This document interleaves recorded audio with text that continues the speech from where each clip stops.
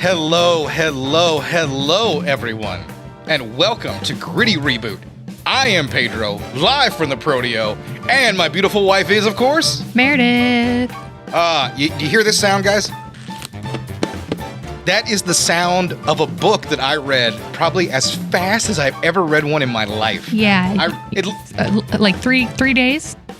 Yeah, pretty much, yeah. And the first day, I think I read 25 pages, so that wasn't really a big help. Luckily, the movie we're covering today, Carrie, is one of the shortest Stephen King books around. Yeah. This paperback version clocks in around 290 pages. Most of the hardcover versions are like 205. So this was the only one I realistically had a chance to read. So I tore through that because I love you guys, and I'm also a Stephen King fan a bit. Like, I like Stephen King, I really do.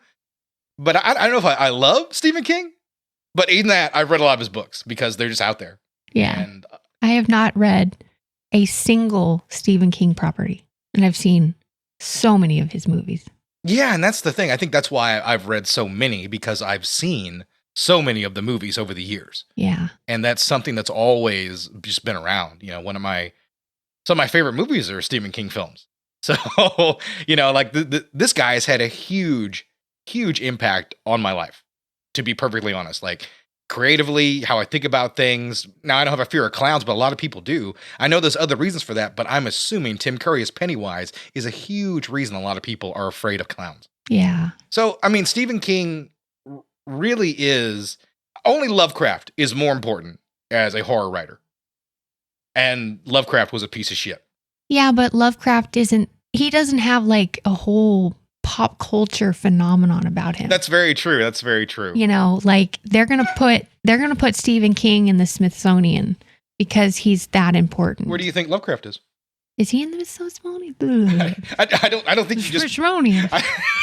First of all, do you just mail an author to the Smithsonian? Do you like, here's Stephen King's body, just throw him in there? I don't think it's a Smithsonian, but I think it's some museum where they have like a bunch of memorabilia from, you mean like pop culture. You're talking like the WWE Hall of Fame for writers is what you're... No, not for writers. Oh, okay. Pop culture. Pop culture. I think Lovecraft, Lovecraft is pretty influential as well. Yeah, but he's not cool. Well, no, he shouldn't be cool. He was a racist from the turn of the century, the other century. I know I'm old. Like, Stephen King is cool. Well, you know. Well, he's not as cool as he used to be. He's cooler than J.K. Rowling. Yeah. Yeah, he's cooler than J.K. Rowling. Yeah, listen, like, Stephen King has appeared to only try to do good with most of his fame and fortune. Yeah. Like, I don't know a lot of stories of Stephen King going somewhere and being awful to people or, you know, being greedy in any way, shape, or form. I've just never heard those stories about him. I've heard the exact opposite. Fans having great experiences meeting him. And not to bash J.K. Rowling, but fuck J.K. Rowling. You know, she has all the money in the world, and she's taken the time to basically be a troll on Twitter. I find that weird that Elon Musk, with all the money and the resources in the world, he just wants to be a funny guy on Twitter, and I don't know why. You can do so much more than just make jokes and comment about memes on Twitter. But alas, this is a situation sometimes we find ourselves in. It's a bro that has too much money. Yeah, I guess that's when you have too much money, just, you know, because nothing ties you down to the world like, you know, having to not starve. You just end up pursuing strange and weird whims. Yeah, all that money. That's true. We have today Carrie, of course, and this was Stephen King's first book. He wrote this one after basically being encouraged by his wife to continue writing. He was ready to just leave the crap behind and focus on teaching. But she convinced him the story was good and he should follow it up. And so he wrote... She actually got it out of the trash. Yeah, she did. That's right. She got it out of the trash. Threw it in the trash and she got it out. And while he was away, laid it on his desk. Yeah. And then when he came back and was like, "What's this?" She was like, "I want you to finish it for me." Yeah. And so he did. Mm-hmm. And the rest is history. So basically... this film, I mean, the book does pretty well. You know, it's not like a million seller, but it is, I think, it does make the bestseller list. It does have some esteem, but nobody really knows who Stephen King is. I know this for a couple of reasons. One, when Brian DePalma was first approached with the story, his first thought was, "Who the hell's Stephen King?" And after that, once he read it, you know, he liked it. He was recommended to by a friend of his who was a writer, said, "Hey, this is a good book. I think it's got some potential, and, you know, it's easy to tear through. Obviously, I just did it in 48 hours. So De Palma reads through that, and boom, he likes it. And all of a sudden, the rest is sort of film history. Like that's how this film sort of came right into being. And it just luck, honestly, that you would have this crossing of a great filmmaker, Brian DePalma, and one of the most prolific authors of all time, Stephen King, and they meet right as they're ascending. Brian DePalma is coming off some lower budget fare, and this is his opportunity to make a studio movie for decent money and where he can move up to do something else. That's how the studio system used to work. It went in steps like that. And this was his step. In 1976, we got Carrie, starring Sissy Spacek. It's got Piper Laurie. We have PJ Soles, Nancy Allen, and I don't remember anybody else in the movie. John Travolta. John Travolta. How could I forget John Travolta Yeah. in the movie? So, and his first film, by the way. Yeah. Yeah, and he's pretty good. He was Coming off a Welcome Back, Kotter. where he played horse. No, I forget who he played in that. Vinny, It doesn't really Vinny Barbarino. Yeah, Vinny Barbarino. Horseshack was one of the other I was characters. like, on there. hey. Yeah, you did the move, Yeah, but you didn't make a noise. They can't see your moves out here. So, Carrie's a goddamn classic. Let's just start that right off the bat. Everybody loves this movie. It was incredibly influential. It's one of Quentin Tarantino's, I think it is his favorite Stephen King adaptation. It's one of his favorite movies of all time. Yeah. So it is very much beloved. And I do want to mention that sort of right off the bat. I hadn't seen Carrie, just sit down and watch Carrie in a really long time. And it's one of the things that I love about podcasting and the show that we do is that I have that opportunity to sit down and watch a classic film that I know, but I haven't actually watched and paid attention to. Yeah, because you studied in a long time. You were legit bad mouthing it before we watched it. Yeah, because I knew it had some cheese in it, and it does. It's still there. The cheese is right in the middle of that thing. You can't get away from it. A lot of it's aged poorly. The score has some strange moments, but all of it builds up to a beautiful whole. So it doesn't really detract from the experience. I think I was enamored by the vision of Brian DePalma and the force that like a 70s director could really hold on a movie. Like, yes, Brian DePalma is a crazy person and he is incredibly tough on actors and demands really amazing work from his crew for them to go above and beyond, really insane hours.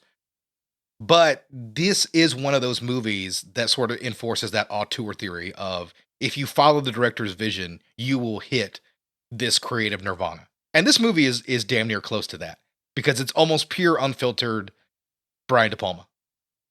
And I can gladly say that I love this movie now.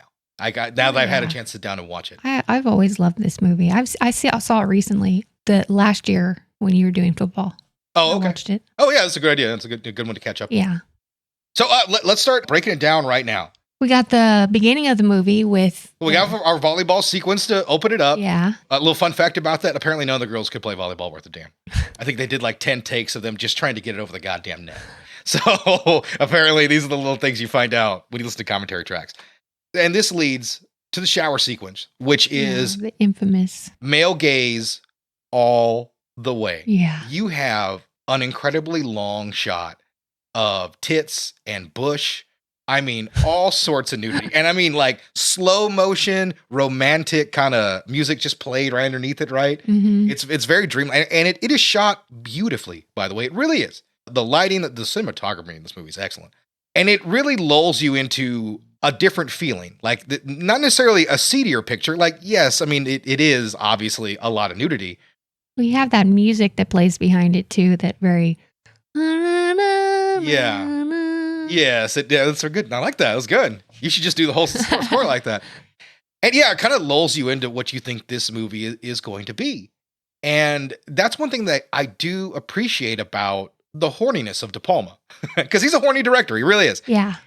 The way he does this, it leads you into thinking you're watching maybe a seedier, cheap, smutty kind of movie, And immediately, as you're getting like a young girl, Sissy Spacek, like rubbing her body in the shower and enjoying the hot like water. Super like suggestive. Yeah, it very much is. She lifts her leg and, she reaches down to clean in between her legs and comes up with a bloody hand. And immediately we're thrown into fucking nightmare territory. Yeah. De Palma pulls the rug out from underneath us. And we are, oddly enough, right in that shower with Carrie. Because after that, we get what is uncommon at the time, a handheld shot right behind Sissy Spacek. as she's running through like, oh God, I'm dying. I know. And she's with her period hand. it's so frantic, and women freak out. And I mean, man, obviously guys aren't going to be like, yeah, high five the period hand. That's not something that some of us are, but that's not giving it out for the boys that got their Red Wings. That's not something that is particularly appealing. And the way it's all done, like to just go from dream to nightmare like that is something this movie, it's a gag this movie does twice. And this first one just sets you up for the brilliant turn later on during the prom. By the way, I want to mention how long the nudity was. Like, I noticed like Nancy Allen came out naked, and I was like, she was in RoboCop, right? And I went to double check that, and I checked the cast list, and I checked one other thing, my email, and I looked up, and I was like, oh, this shot's still going on. There was still nudity on screen. Yeah, it goes on forever. Yeah, it really does. So it lays it on thick when that turn happens. How did you feel about that whole sequence? I liked it. I actually think the shot, the whole thing is done really well, even with the music behind it and everything. I think that Sissy Spacek is a phenomenal actress, and she's showing it right here immediately in this scene. She's going after all those girls with the period blood. And it's so uncomfortable, and she's so awkward. Oh yeah, and she absolutely is. She just has this otherworldly feel to everything that she does. Yeah. It's like she just doesn't belong in this world. She brilliantly portrays an outsider of our society. Easily in a few moments, we understand that about who Carrie is and what she is. And I think that's really powerful in the way Spacek attacks the part immediately. When she was preparing for this role, she isolated herself from the cast. She decorated her dressing room with heavy religious iconography and studied Gustav Dor's illustrated Bible. She studied the body language of people being stoned for their sins. So she's moving like people in those books. Yeah, and that's a great place to study, actually, because that's something you wouldn't normally get from another actor in this part. I think we see that later on. Well, and that's when we get Miss Collins. She comes in, she tries to control the situation, and she gets a nice period handprint on her shorts. Yeah. Her white shorts from Carrie. Which leads to a funny scene in the principal's office. Yeah, it really does. It really does. All the girls sort of react. A couple kind of calm down and realize like maybe we went a little hard into this. You see Amy Irving's character, Sue, sort of have that realization a bit. While Chris, played by Nancy Allen, she is like, nah, man. Like, plug it up. She's the last one to stop chanting. So it's... You already are getting those character lines drawn, and then we move into the principal's office where everything sort of gets explained a little bit better. The principal who could give a fuck, which is one of the things. He's just so grossed out by like period. There's a scene where you can see him staring at the period blood like, oh my God. Yeah. Like he's never seen anything more horrible than a little bit of menstrual blood. He does the great part where he shows all the caring in the world by calling her Cassie 3 times in a row. Which results in a breakage of a very 1970s ashtray in a school. I thought about that right there. I was like, probably had to change that in the remake. Been a little bit weird. The principal would have an ashtray on his She's desk. the gym teacher and she's smoking. Yeah. Well, I mean, like I said, that's the 70s. That's what you did. Different. Yeah, you just smoked. You didn't jog, you smoked. You didn't need to jog anywhere. You didn't need calisthenics or exercise. And then after this scene with the principal and everything, we have her leaving. This is where DePalma's nephew, she ends up shoving off a bike. Yeah, that's right. She does the look back, and we get the jump cut zoom in, and creepy Carrie. We get a little touch of the score, which comes in, which is a reference to Psycho, by the way. That's pretty easy to hear, but it was an intentional reference, by the way, because the original composer of Psycho was supposed to work on the movie, so that kind of musical sting was left in. Sadly, he did pass away before the film could start. But I think it's a great way to pay tribute to him. I love that musical sting in this one when it hits like that. The kid hits the turf, which I enjoy, actually. That's a nice bit of 70s cheese in there. I like the way some of the mind effects are played in this one. And this is a fun scene as well that really leads into the rest of the film. Because then after this, things continue in our sort of strange adventure as she goes home. And we are introduced to her mother for the first time. Ooh, howdy. Her mother, played by Piper Laurie, after taking a 15-year hiatus from acting, she returns to this movie and she knocks everybody's fucking socks off. Yeah. She is just, I say this a lot, but an absolute force of nature acting wise. I mean, she just kind of comes in when Sissy Spacek is already killing it, and she comes in and delivers this completely insane performance. At no point is there any doubt in anyone's mind who watches this film, from a 10-year-old kid to a 80-year-old man, that woman is not insane. Everyone knows she's crazy from the way Piper Laurie plays her. Yeah. And I mean, it's really a thing of beauty, the way she rolls in this line, the way like she just beats Carrie down, and Sissy Spacek carrying her arms and thing in. She's so beat down by this woman. The way all of this is just put out there, and you're able to understand it from the way the dialogue is delivered and from everyone's body language, it really is amazing. And it's something you don't always see in a horror movie at all. And that's another piece of the De Palma touch in this whole sequence. Yeah, because the mother puts her in a closet, like locks her in there. Yeah. She makes her atone for her sins of having a period. Yeah, because it's her sin. Even though, originally, she was tempted. Carrie comes in like, you never told me. How could you let that happen to me? It's like she's really hurt by the whole thing. I would have. And her mother is the only person she trusts, and she doesn't realize, I guess until Tommy is nice to her, that her mother fucking hates her. My mom didn't really tell me. Oh, yeah? Yeah. Huh. Yeah, I was horrified. Like I thought I was dying. I had the same experience that Carrie did, basically, except not in the being terrorized by. No one threw Tampax at you while Channing plug it up. Yeah, nobody did that. The second lead of RoboCop didn't show up and yell plug it up at you while throwing Kotex. So okay, I assumed that she would have. That's interesting to know. Mm-hmm. So anyway, she's dragged in the closet, and this is a creepy prayer closet, by the way. I enjoyed the design of that closet. I love that. Yeah, and that's not Jesus. No, it's Saint Sebastian. Yeah. Yeah, that was my saint for confirmation. Yeah, it was oof. I know the story. Yeah. I correct people on that all the time when they're like, that creepy Jesus. Actually, it's sexy Saint Sebastian is who that's supposed to be. Sexy Saint Sebastian. Well, all those guys, they got their shirt off and they got like the perfect abs and everything. Jesus and his homeboys, man, they're working out. They were up on the gym when they weren't doing all the apostle stuff. I think they're supposed to look wiry. Are they? Is that the idea? Yeah. Do we value wiriness these days? Well, I think it's because it's back then and people didn't eat as well as we did now. And so they had to like push stones back and forth. So they did. That's all they did were push stones. So they had a lot of manual labor that made them cut. Yeah. And wiry. And wiry like that. Yeah. It's good to know. They need more protein in their diet to build muscle. Yeah. Add mass. Exactly. Yeah. That's all I'm doing. I'm adding mass. But just the mass. Well, like you said, we get a great idea of what her mother as a character is like. What do you think of the split focus shots? Oh, the split diopter lenses. I kind of weirdly hate split diopter shots. They just scream like phony to me, and they sort of take me out of like an experience of trying to be in the world with the characters, I guess. Mm-hmm. Like, it's something that draws my attention away. Kind of like a reverse dolly zoom. That can take me out of the movie if done poorly. De Palma loves the split diopter. Yeah, he does. He loves the split diopter. And he actually had a ton in this movie. He really did. Then he had to reel it back. Yeah, they would still quite a bit. I'm sure at some point the editor was like, listen, let's just do a regular shot here instead of this weird diopter shot.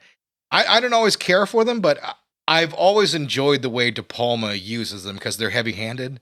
And that's okay. Like, it's okay to be his thing. Yeah, that's fine. His flair. It's like the floating shot for Spike Lee or whatever it's supposed to really be called. I've always just called it the floating shot. But, that doesn't make any sense either, right? That's dumb, but it's in every movie, and it's his signature. It doesn't really matter. Not everything in a movie has to be 100% literal. Not everything has to be subtle or, downplayed. Like, I'm okay with that. Almost that camera lens just drawing your attention right to it and putting those characters together. Because De Palma loves split screen, as we'll find out later in the finale. And that is sort of a manual, old school split screen. I mean, it kind of looks like that, right? Mm-hmm. So I think that's one of the other aspects of it. De Palma, he just loves that split screen. And then we have we have the shot with the coach, and she's laying the law down. Yeah, she does. So she tells the girls they did a shitty thing. Miss Collins is furious about it, and she punishes the girls. And we start, and this is just old school, like 1970s physical education. So there doesn't appear to be any purpose to the exercises they're doing. They're just kind of like, they're doing like really poor form girly push-ups and sit-ups to like the most insane 70s music you've ever heard. And it is another part of this movie's really strange feel, yet somehow works. Yeah. The seeds of Chris's dissension among the other girls is beginning to be sowed.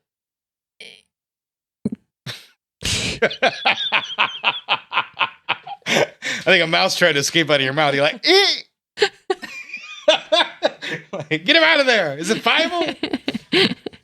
Let's move on to something else. Yeah, I don't think I have anything I wanted to add to that sequence, but I did want to mention one thing before that is I think right before that scene, Tommy has the scene with the poem, and he reads a poem, and Carrie obviously likes it and says it's beautiful and takes a little ridicule from the class, but it's the beginning of their connection. And that's, I think, you were getting to with the split diopter shot. Mhm. We didn't actually mention the opening shot that gives us that, Mhm. but that's what it is. It puts the two of them together.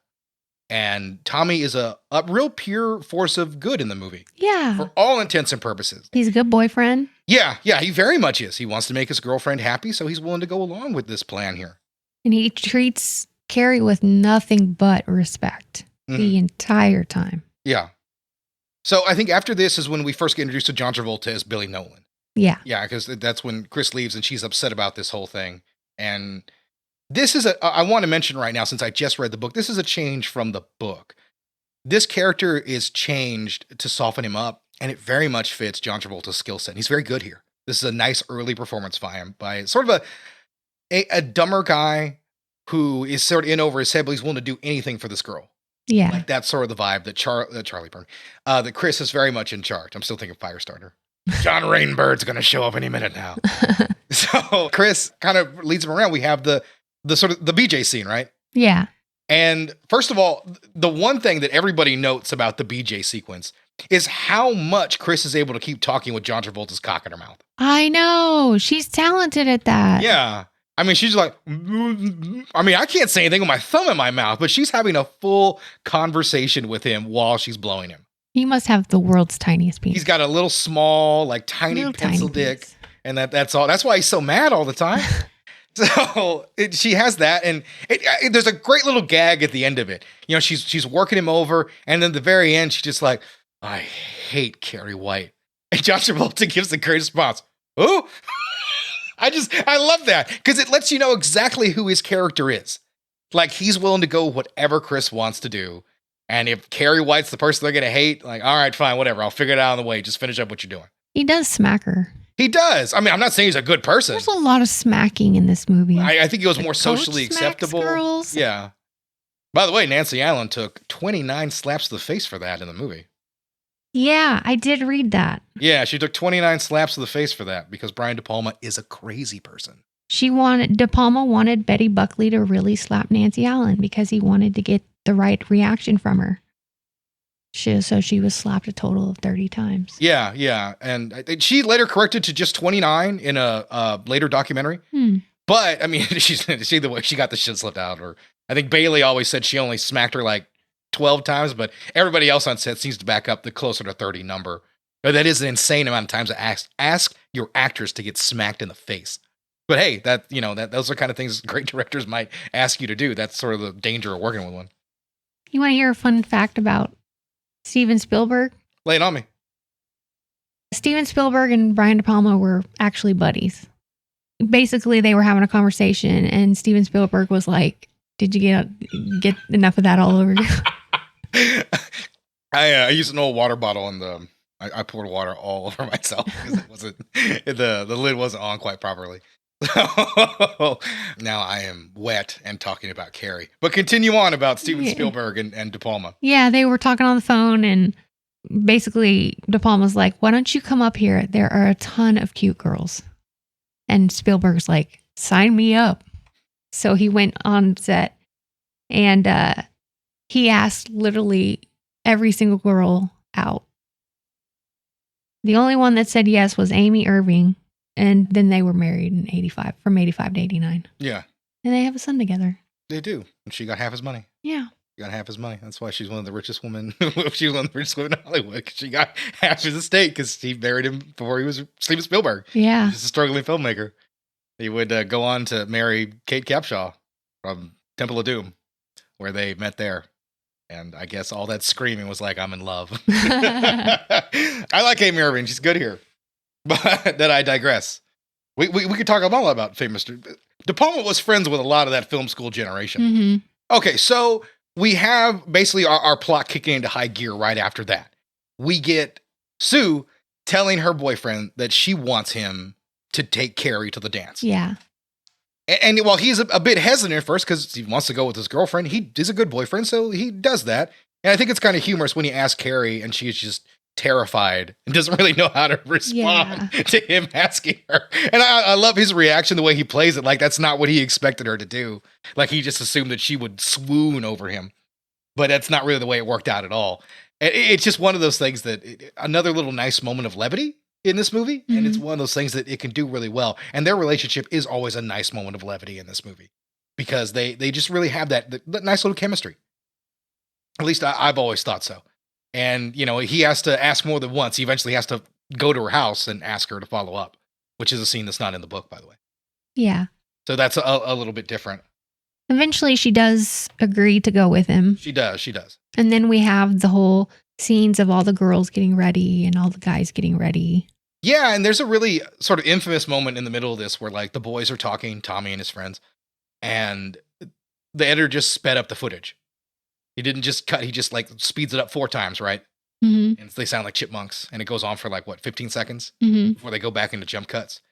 It lets you know that DePalma's really just throwing anything at the wall. And it's another moment of, like, the sort of the madness and the feel of this movie is that he's literally skipping past, like, a boring part. It's a very strange message to send in the middle of the movie, but it just adds entirely to the film's entire vibe, to the mise en scène, if you will. It really does add to it. I like this sequence better than this 2013 parallel. And everything about this scene should be cheesy as hell, but I still found it engaging, oddly enough, I guess is what I'm trying to get at by them making that odd decision. I'm still pondering about it now. That's good to point out. Yeah, I'm almost trying to think of, like, because it was innocuous to me. Yeah, like what that could have meant. Because even in the 70s, that wasn't something you would do. It was strange. And you wouldn't just do it to avoid a jump cut because there's a jump cut 3 seconds later. Mm-hmm. So, like I said, we're talking about it now. So that's something that it really mentioned. It really just, I guess, goes into everything that DePalma brings to this. And even what he told his editor to do. So after all of that, we finally get to the point where there's a little bit of a confrontation between Carrie and her mother because her mother doesn't want her to go. Obviously, going to the prom would be full of sin. Yes, yeah. And the way the scene is shot, I love it. You have her mother at one side of the table and Carrie at the other. There are 2 bright candles between them, and this carpet of the Last Supper is filling the background behind them, and some religious candles. And as Carrie makes her intentions known, her mother throws her tea right in her face, and it darkens the 2 bright candles and only leaves the religious ones, leaving the women in silhouette, but Christ still lit. And I love the way, like, once again, heavy-handed, but the things DePalma's doing to let us know the power dynamic and everything in this sequence without having a character flat out say it. I'm almost eating up all these moments, just chomping it up like popcorn. All these little things DePalma's doing in this movie. And I guess I just never really appreciated it till this viewing. And I wanted to mention that right here. That's a great thing that opens up this powerful sequence where you have a little bit of the shift in the power dynamic between those 2 women. Mm-hmm. It begins here. After this, we have the girls. They're putting up the decorations in the gym. You have Sue doing that. Mm-hmm. Nothing really about the scene, except I wanted to mention one thing. What the fuck is up with 1970s ladders? They're up like, 40 feet in the air? Yeah. And they're on this rickety chunks of wood that's just holding them up there. I was like, dude, there's 2 girls on top of that. I was like, that's dangerous as fuck. I guess a good oak ladder was the way to go. Can you imagine how heavy that motherfucker must have been to move? You'd need like 4 people to move that thing around. Do you think the girls would have concocted this whole plan had the gym teacher not punished them? No. So they never would have done this. Her attempt to stand up for Carrie angered a girl who's never been told no. Yeah. And that's what catapulted this whole story. The fact that Chris's father spoiled her, which is an element that's not part of this story, but it is part of the book and the remake.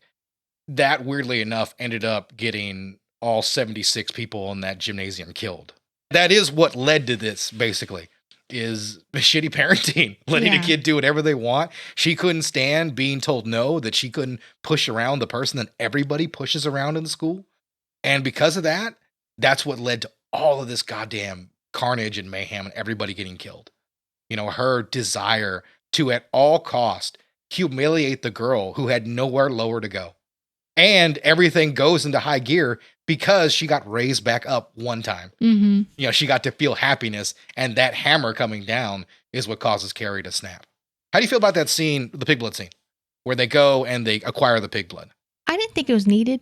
You didn't think it was needed? Because it's in both films. No. It's in both films. I do like this, her orgasmic glee as the hammer is coming down the pig. I guess that's the only reason, is to show how sociopathic Chris can be. Yeah. But other than that, I mean, I didn't think it was needed. You think it was needed? No. I think I enjoyed that sequence only for that real reason. This is how much, like you said, she's just getting off on this whole thing. Mm-hmm. You really show her depravity. And that much I very much like. And I think after that is when, you know, we're all past the prom sequence. And then we have one of my favorite phrases from the whole thing. I can see your dirty pillows. Which always made me laugh, even as a little kid, and still makes me chuckle today. I don't really know why. My maturity level hasn't really risen. Because she goes, red, you're wearing red. And it's like, she's not wearing red. It's obviously she's wearing pink. She fought for that line, by the way. That's the line in the book.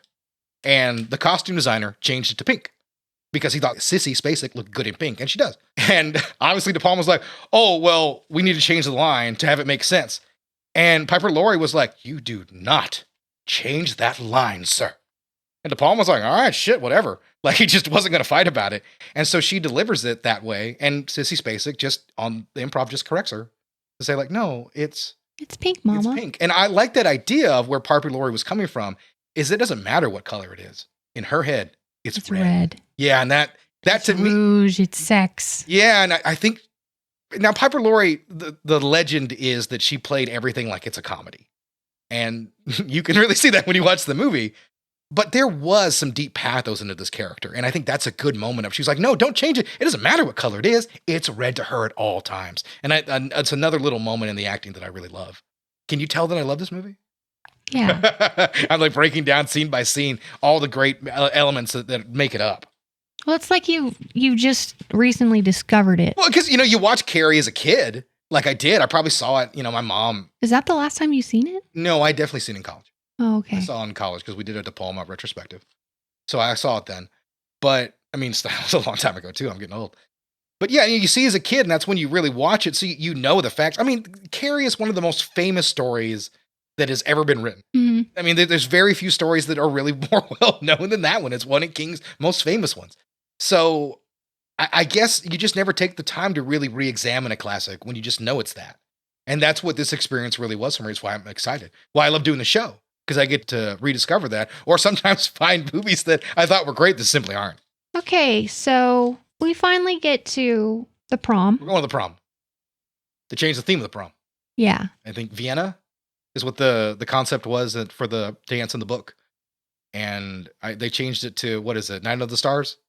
Yeah, there's a bunch of stars everywhere. Yeah, Night of the Stars. And yeah, I just wanted to mention that because the only reason I know I'll probably forget it later on, the 2013 films doesn't do what the book did. They do the Night of the Stars theme as well, which I thought was very strange for that movie. I have no idea why they changed. I think they thought it would be an easier design. There's a whole story element about why it's Vienna. Mm-hmm. It's completely king and completely unimportant to the narrative of this movie. So they changed it to something probably a little more simple that's more traditional, more prom-like. So because you want to understand a lot of visual information very quickly when you're there.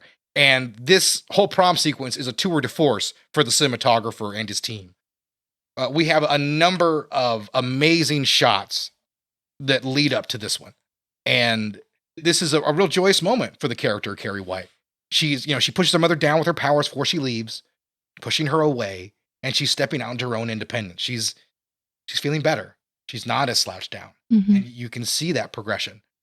And over the course of the evening, more and more good things happen for Carrie.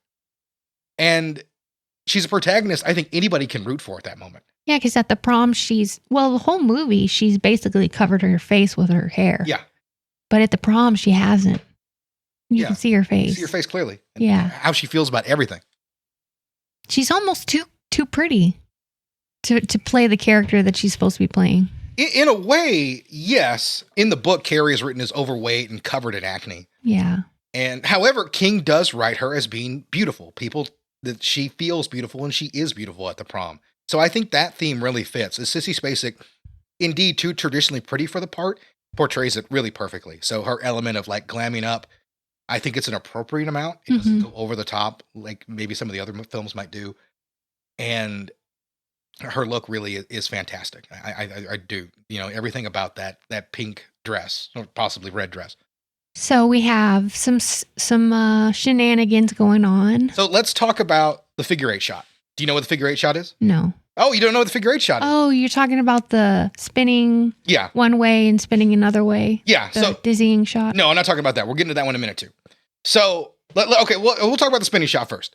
After all these good things happen, she talks to Miss Desargent. I'm sorry, she talks to Miss Collins. Desargent's in the other movie. She talks to Miss Collins, and Carrie's confidence is booming, and she finally decides she wants to dance with Tommy.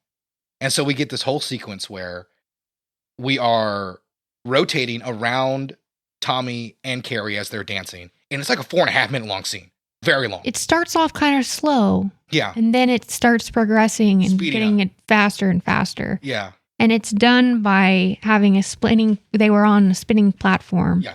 And then they just took the camera and went in reverse. Yeah, they were on a turntable spinning, and then they had the camera on a dolly rig that was in a circle, and they were sprinting by the end of the take.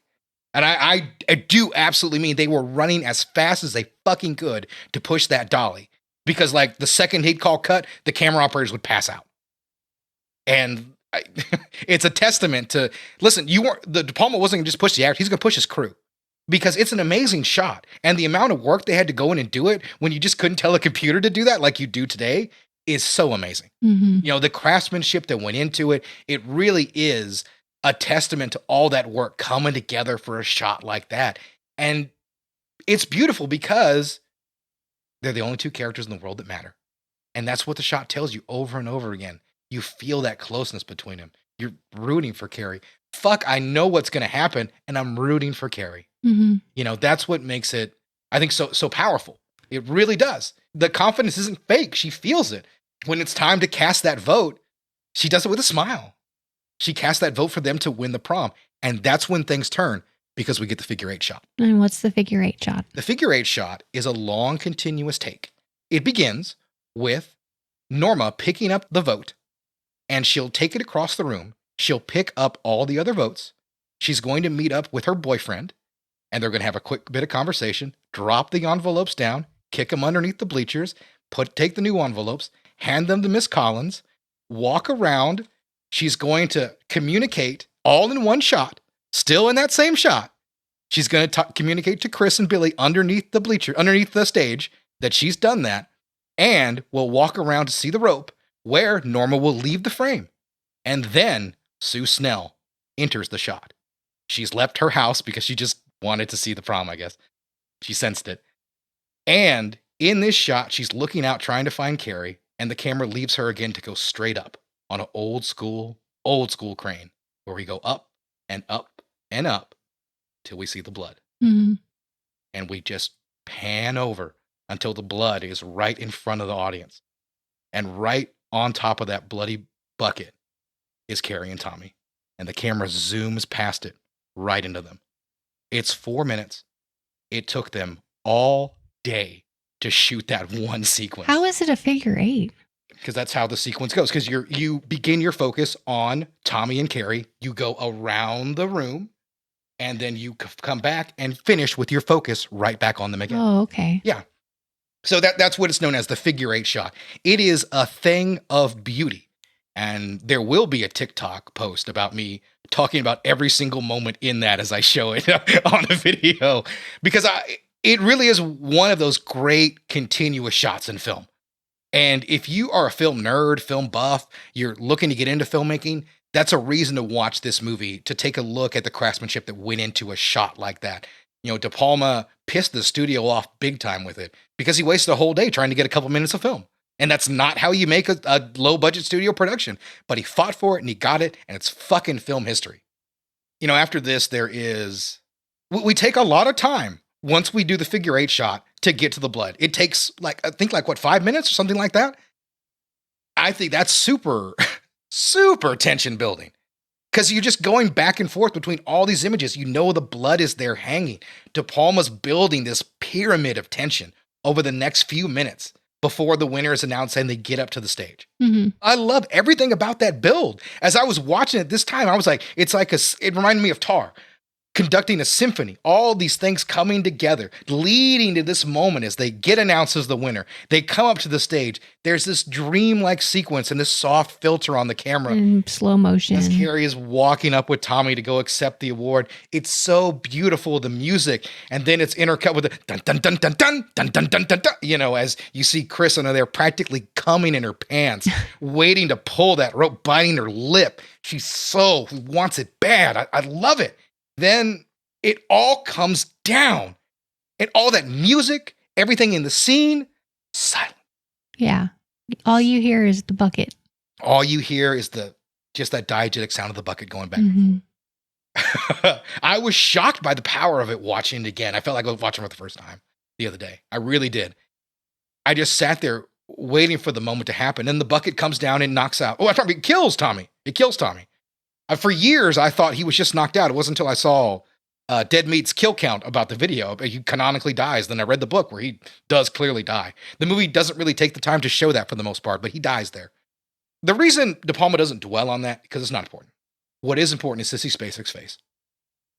And the way her eyes widen and you see all the logic, everything that was Carrie White, that sweet girl who was looking forward to this, who was happy, all that is gone. And there is only the rage that's left. The musical cue that hits, it's iconic, and it lets you feel Carrie's rage and anger. They're all gonna laugh at you. They're all gonna laugh at you. They're all gonna laugh at you. She's seeing everybody laughing at her. Even if it's not real, because we see Miss Collins laughing, and that's probably not happening. They're not laughing. Yeah. Only one person laughs. Yeah. Only Norma's laughing. Yeah, because she's a fucking garbage person.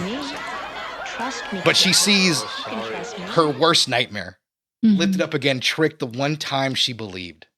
And it just leads to the rage.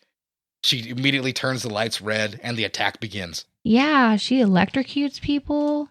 She moves people across the room. She hits people with tables and chairs. Yeah, she's a full rage. It's a very impressive tornado. practical sequence. And the way Sissy Spacek commands all the attention and all the carnage by just her mannerisms, her looks, her eyes widening, it is just gorgeous. Like the way she moves through everything. Like you never doubt for a moment she's commanding everything with her mind. And these moments in movies always seem so cheesy when someone's trying to move things with their mind, the look they get on their face or something. Mm-hmm. And that is never a problem for Sissy Spacek. She knows exactly where she has to be, deep in that pure rage. And I think it's debatable. Is she in control in that moment? Is she there? Has she just snapped? Is it her powers taking control? I think it's left up to interpretation, certainly by her mannerisms and the way she acts and the way she acts after.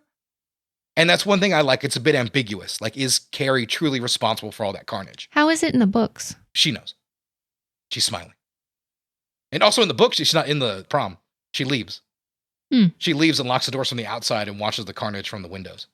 Oh, wow. Yeah, she does it that way. And the way De Palma did it was smarter, and all the other adaptations follow that, clearly. Because, I mean, it's the imagery of her in there is a lot better than her just standing outside grinning as they're burning and getting electrocuted. And that does certainly lead to a lower body count, though, for this one, because Carrie has to have a way to sort of get out of the building. I think it's 76 souls were lost, is what they say in the Rage Carrie 2. 22. 22? Only 22 people died. No, it's not. But canonically, in the Rage 2, they say it's 76. Oh, well. Yeah. I got that from the internet. You can't always trust the internet. Well, that's probably the number of people that actually died in the movie. But I'm going to go with another reference to Dead Meat. He always has a rule. If a character tells you how many people died in an event, that's the number that died in the event. Don't bother counting. Which for his job, I understand, because that's all he does is count the people that die in a movie. And I will go by his logic on that one. If a canonical sequel is going to say the number dead, then that's fine. Because we don't know how many people Carrie killed on the way home. Maybe she saw a busload of nuns and took them out. We don't know. We didn't see that. Maybe it's in the director's cut. She walks through the fire to exit the building, Mhm. and I saw a production photo of that. She's like 8 feet away from the fire when they do that whole sequence. Wow. They built that whole set because they were going to destroy it, because they knew they were going to have a hard time controlling the fire, and they absolutely lost control of the fire. And like one of the last things I got was Sissy Spacek like walking out of there, and apparently like the second DePalma calls cut, she's like, "Yee!" It was that fucking hot. She's just leaving the prom and she sees Chris and John Travolta. I can't Billy. remember. Billy. Yeah, Billy. Chris and Billy. Yeah, Chris and Billy. And they attempt to run her over. Mhm. And Carrie looks back at the last second and causing them to run right off the road and flip the car. Yeah. And it explodes instantly as Carrie does another zoom in to blow it up. Yeah. That is the one person you wanted to see get it was Chris. You know, that's obviously the joyful part of a horror movie is watching all the shitty people die. Mm-hmm. And that's the one thing we just skipped over is Miss Collins actually dies, and she was really good to Carrie. Yeah. And she gets a particularly brutal death. She is not cut in half, but crushed by a falling backboard, which would be a big, thick wooden backboard. It looks really nasty. Mm-hmm. Really does. Looks awful. And that's a real nasty death. And Chris blows up in the vehicle there. And it's a pretty nice stunt, I will say, even if it is a little cheesy. But it's a nice stunt. Old school. They just put a cannon underneath the car to make it flip. Yeah, and then she goes home. Yeah, she goes home, and she is just distraught, destroyed from this whole thing. She wants her mother, and she just takes a bath. Yeah. She wants comfort. Yeah, she tries to scrub all the blood off of her. You know, the water's completely red as she's in there. I like that touch. She comes back down, and she sees her mother, and that's all she wants, is that little comfort and a hug. But she knows something's wrong because when she gets in the house, all these candles are lit. That's right. It's a fire hazard. Yeah. Everywhere. I mean, a total fire hazard. Yeah. So she needs this comfort from her mother. So her mother doesn't give her comfort. Her mother tells her the story of her conception, which Piper Laurie is, oh my God, amazing in this whole thing.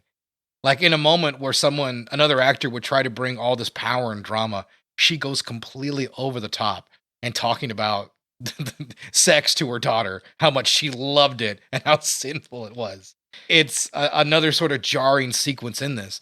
And then the only moment she attempts to comfort her daughter, she brings her in for a hug. It's not for the hug. It's so she can raise that knife that she's been sharpening and stab her literally in the back. Mm-hmm. And she does this. She goes to try to kill Carrie, and Carrie makes a pincushion out of her. Yep. Yeah, she is stabbed and pinned on the wall the same way St. Sebastian is in the closet. And she kills her mother, who has a gigantic orgasm as she dies. Oh my God, yeah. I mean, it's not even like trying to pretend that's not what it is. It absolutely is. She's having like this monstrous orgasm as she dies. Ridiculous. It really is. It's insanely over the top, and I love it. It's all part of the vibe of this movie, and I'm just down for almost all of it. Basically, Carrie is horrified that she's killed her mother. Yeah. And she takes her mother down, and they go into the closet, and Carrie collapses the house on them. Yeah, and I think this is something that I enjoy, is because I don't think Carrie she can control her powers to some extent, but at least in the De Palma film, I think this is the fate she thinks she deserves. Yeah. I've always read that, like, well, why she just kill herself? I was like, well, I think that's what she thinks she deserves to go to hell. Like, she sets the house on fire and sinks it into the earth because she thinks that's what her mother always said. That's what she was going to be, and she killed a ton of people. You know, whether she was conscious of it, whether she, was just blinded by rage, whether she enjoyed it. Either way. That's why I think that it lends a little bit more to she had a moment of that she was out of control. Yeah. Instead of being in control. Yes, she's got her powers and she can control her powers, but she was out of control. Yeah. She had a blind rage. Yeah. And I think that's a lot of what this film would leave you to believe from the interpretation of it. And especially the way she acts afterwards. In the book, it is very clear Carrie remembers she has her powers and goes back to kill them all. So she is a lot more complicit in the atrocities that occur. So that is something that is different from the way the novel portrayed it. I love this movie. I'm glad we got an opportunity to watch it and break it back down again. Because like I said, I ended up enjoying nearly every frame of this sucker. I really did. Yeah, King liked the ending of this movie better than his own book. Yeah, because the ending to his book is there is the White Commission. They are trying to conclude what happened to the town, because in the book, the town's destroyed, not just the school. They didn't have the money for that for the DePalma film. And at the very end of the book, you see that one of Carrie's like second or third cousins can move marbles with her mind when she's like 6 or 7. Mm-hmm. So the power is going on, because that's one of the themes of the book, is trying to stop anybody else from having that power. The government wants to say it was a one-time anomaly, and that's not an element the movie cares about at all. Clearly none of that is in there. So the jump scare ending is much, much better. No matter what happens, Sue will never escape the horror of that night. It'll always be with her to her dying day. And the sequel sort of confirms that, weirdly enough. But she's always going to be haunted by Carrie White. And what is another dream-like sequence, they shoot it with that same soft filter and has that soft music that's back again. And Carrie's grave is the house, and they just put Carrie White rots in hell or burns in hell on the for sale sign of the vacant lot. And I love that. She puts the flowers down and Carrie grabs her and she's hysterical, and it's so good. It's a great way to end the movie. It's a horrifying jump scare. It's one of the better jump scares. Reminds me a lot of the Friday the 13th jump scare, except this is better. And that's the end of this movie. So all I have left are a few facts that I want to go over. All right, lay them on us. All right. After being covered in fake blood, Sissy Spacek would not wash for continuity reasons, which is admirable. Yeah. She slept in bloody clothes for 3 days straight. Yeah, that's rough. That's rough. Do you know on set she had someone run around that would spritz her so she could like lift her arm and stuff like that? Because she just tightens up. It's just syrup, so it dries real hard. Mm-hmm. Sissy Spacek wasn't considered for the role until her art director husband, Jack Fisk, convinced the director. Otherwise, Amy Irving would have been Carrie. She got the lesser part as Sue. Yeah, because De Palma's always talked about he had somebody else in mind, and he never really named her, and it wasn't until later on, I think people said that Amy Irving was who he did indeed have in mind to play the role. Yeah. He didn't really want Sissy Spacek to play the part at all, and she just came in, knocked his socks off, and he had no choice. I mean, all the producers loved her, and he was like, "No, she's Carrie." So that's the way it went. She put a Vaseline in her hair, and she walked into the interview with a dress that her mom had made her for middle school. Which the fact that she still fit into it is amazing. Yeah, I think so too. Yeah. Well, she didn't wash her face for like 3 days. Yeah. Yeah. People were like, ugh, they were sort of horrified by her when she walked in the room, but it helped her nail the part. So King got the idea for Carrie by working at a laundry. Carrie's mother is based on some of the people that King worked with. Also, it's based on 2 girls King knew in school. One was named Tina White and the other was Sandra Irving. Tina only had one pair of clothes and was mercilessly bullied for it. She wore the same clothes all year round. And when she got new clothes, she was really proud of it, but she still got bullied worse. Sandra's family was very religious. There was a giant cross over their couch. King helped, the mother was a single mom, and he helped her move into the house, and that's how he found this big giant cross over the couch. That's cool. I didn't know that. Both girls never made it past 30. Oh, that's a shame. Yeah. That's a real shame. Tina killed herself, and Sandra died in her apartment alone from a seizure. Damn. Yeah. Whew, way to bring it down. Yeah. Way to bring it down. I can bring it up, though. Okay, what do you got? Okay. Stephen King recalls watching the movie on opening night with his wife, Tabitha, when Carrie's hand reaches from Sue Snell in the end. 2 black guys, 230 pounds apiece, were sitting in the front of him, screaming, "That's it! That's it! She ain't never gonna come be right." He turned to his wife and said, "This is gonna be huge." Yeah. He was, when he went to go see it, he looked at the audience. And he was like, "Oh man, they're not going to dig," because movies were showing a double feature, and the double feature was I think a Red Fox movie. So he saw the audience. He's like, "Man, it's just not going to work," and he was so thrilled to see that it was a universal love for this movie. And that is all the facts that I have. I got a couple more for you. All right. So in the shower sequence, early in the movie, when Carrie pulls up the blood, her husband is the one who squirts the blood in her hand. He's standing just outside of frame to do that. Oh. She was butt-ass naked. So he's the one that does that. Another good fact here about Nancy Allen, who plays Chris in the movie. She was hired as the very last person to audition on the last day. Oh, wow. Yeah, she just came in and they had like 5 or 6 choices. They were going to make a tough decision, and she nailed it on that one. And DePalma was like, "Oh, thank God we finally found her." That was another thing. She almost gave up acting and left Los Angeles to go back to New York, and she got her basically Hail Mary job, and it saved her acting career. And she would eventually go on to marry Brian DePalma a few years later. Obviously, our normal format is we do 2 movies or 3 movies, the original film and the reboot. But today, we've already gone over an hour talking about Carrie, and we absolutely love, this film. Yeah. So we wanted to spend time to properly break it down because we are going to do a 2-part episode. This time only doing Carrie, and next week we're going to be breaking down 3 different movies. We're going to be talking about Chloe Moretz's 2013 remake, as well as the 1999 film, The Rage Carrie 2, which is kind of a requel, very much a remake of the same movie, while actually talking about the events of the original film. Very strange. Hopefully a lot of fun stuff to break down. Haven't seen it probably since 1999.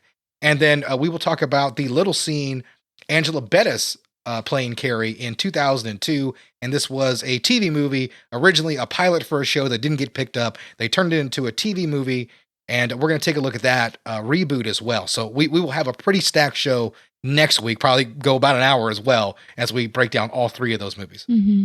Today, we're just going to move straight on to reviews. Yeah, I will say Carrie got a 4.4 user review, 93% on Rotten Tomatoes, and a 7.4 on IMDb.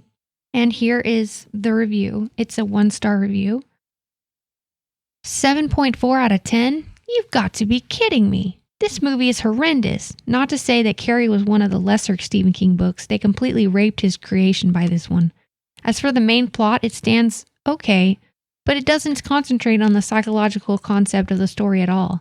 The main thing in all King's stories. No wonder why final scenes just comes from nowhere and looks totally fake. Carrie wasn't established as a character who could actually go to the point of madness. They didn't gave any kind of story of early life, and her psychological condition is never really described that well. All the performances sucked. Her going crazy and killing all the people is extremely unsatisfying, mostly because you don't care about any of these characters due to this shitty character development. You don't hate them, you don't like them, you just don't care. Music is extremely out of balance. None of the scenes had proper music, and slow-mo or no sound effects were completely useless and ruined all the atmosphere there could possibly exist. They completely missed the point with this one, and I can't even begin to imagine why so many people like this abomination. Stay away from it. Go read a book. Yes, I said it. It's not that good like some others, but it's something. It's something. Well, I can understand not enjoying some of the 70s aspects of the movie. Some of that hasn't really aged that well. It's very dated. Mm-hmm. It is. But I think if you're not willing to look past some of those things to find the cinematic experience underneath those dated attributes of when it was made, you're kind of hustling backwards when you're talking about loving cinema. Yeah. Because there's so many great films that are made in an archaic style that are still amazing. I think Metropolis is a great film, even though it's silent. Like, you can still enjoy that film today, but a lot of people won't even give it a chance because of how old it is and because it's made like a silent movie. Yeah, I won't give it a chance. Yeah, it doesn't mean it's not great entertainment. Just some people, they can't see past that kind of experience. And that's okay. It's not for some people. It's just not. Yeah. I mean, you might watch Metropolis and be like, that was a waste of my time. Well, you're an RTF major, so. So, yeah. You can say I'm a filmmaker. I haven't been an RTF major in 20 years. So, yeah, that's going to end our show. So, Meredith, what are your socials? Oh, I guess that's not the end of the show now, is it? Wow. So of course, Carrie came out in 76, where Roger Ebert was very much alive and America's top critic. So of course, he did review the film. Do you think he liked it? Yes. Yes, he did like it. He gave it 3.5 stars. That's good. Yeah, it is pretty solid. Ebert says, Brian De Palma's Carrie is an absolute spellbinding horror movie, with a shock at the end that's the best thing along those lines since the shark leaped aboard in Jaws. It's also, and this is what makes it so good, an observant human portrait. The girl Carrie isn't another stereotype product of the horror production line. She's a shy, pretty, and complicated high school senior, like a lot of kids we once knew. There is a difference, though. She has telekinesis, the ability to manipulate things without touching them. It's a power that came upon her gradually and was released in response to the shrill religious fanaticism of her mother. It manifests itself in small ways. She looks in a mirror and it breaks, then it mends itself. Her mother tries to touch her and is hurled back against the couch. And then on prom night. Well, what makes the movie's last 20 minutes so riveting is that they grow so relentlessly, so inevitably out of what's gone before. This isn't a science fiction movie with a tacked-on crisis, but a study of a character we know and understand. When she fully uses, or is used by, her strange power, we know why. This sort of narrative development hasn't exactly been DePalma's strong point. But here, he exhibits a gift for painting personalities. What we didn't know De Palma, ordinarily so flashy on the surface, could go so deep. Part of his success is a result of a very good performance by Sissy Spacek as Carrie and by Piper Laurie as Carrie's mother. They form a closed-off, claustrophobic household. The mother has transplanted her own psychotic fear of sexuality into a twisted personal religion. She punishes the girl constantly, locks her in the closet with the statues of a horribly bleeding Christ. See, he missed St. Sebastian too. And refuses to let her develop normal friendships. That's the advantage of a Catholic upbringing. Mm-hmm. Back to Ebert. At school then, it's no wonder Carrie is so quiet. She has long blonde hair, but wears it straight and uses it mostly to hide her face.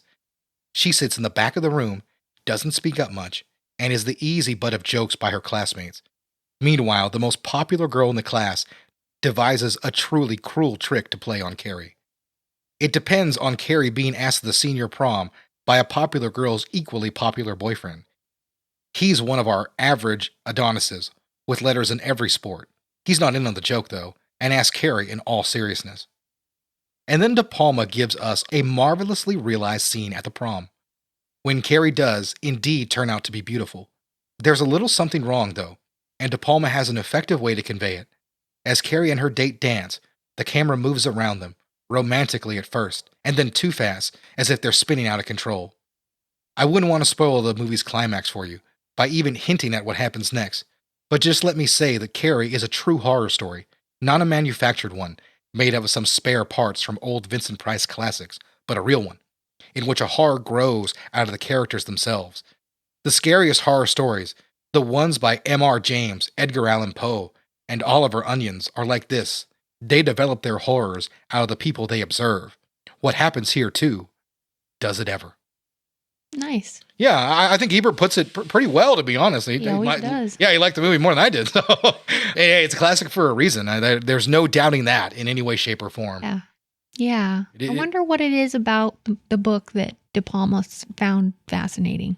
Yeah. Because it's certainly not the kind of story he had told before. At the end of the day, this is a story about a young girl menstruating and the stresses that come from that. Granted, they're a little bit more than normal. Symbolizing it quite a bit. But it is a story written by a man and directed by a man. So, I mean, not a single woman really took any part of that level of the creative process until you get to the acting. So I think that's another odd part of this tale as well. Yeah, there's a lot of estrogen in this movie. Yeah, and like I said, directed by a dude and written by one. So I think that's something we can look forward towards next week when we have Kimberly Pierce. She directed Boys Don't Cry, and she will direct the 2013 remake and try to give a bit more of a female perspective. So that's a tease for next week, guys. Mm-hmm. But if you'd like more information about that or just want to get in touch with us anyway, there's a couple ways to do that. The most 90s way being to hit us up at gritty.rebootcast@gmail.com. And you can let us know anything there, ask us any question, or make any kind of request for an episode if you'd like. And you can also do that at Gritty Reboot at Instagram and TikTok. We're there on both sites. And you can find me, Pedro, at Illusionist13 on Twitter. I'm there occasionally, and we'll respond to any message I get, unless it's, someone spam me something. But Meredith, what are your socials? I just have Facebook, and I will say that I am getting some odd friend requests from around the world. Oh, okay. That's strange. Yeah, listen, it happens. I think I logged into Facebook I had a project that I needed a Facebook login for, so I had to log in for the first time in like 3 years, and I had like 40 friend requests, people I didn't know. So I was like, and I rejected them all, except for the one person I did know. And I'm pretty sure they sent that request like 2 years ago. Because I don't think they'd updated their Facebook in a year. So I was like, all right, well, it's over. But yeah, that's it, guys. So yeah, we just did Carrie this week. Come back next week. We'll do all the reboots in one episode, and hopefully things go pretty well for us. Yeah. All right, guys. You guys have a good week. Happy birthday. No, just kidding. Happy birthday to any listener who's having a birthday this week. Happy birthday to you. See you guys.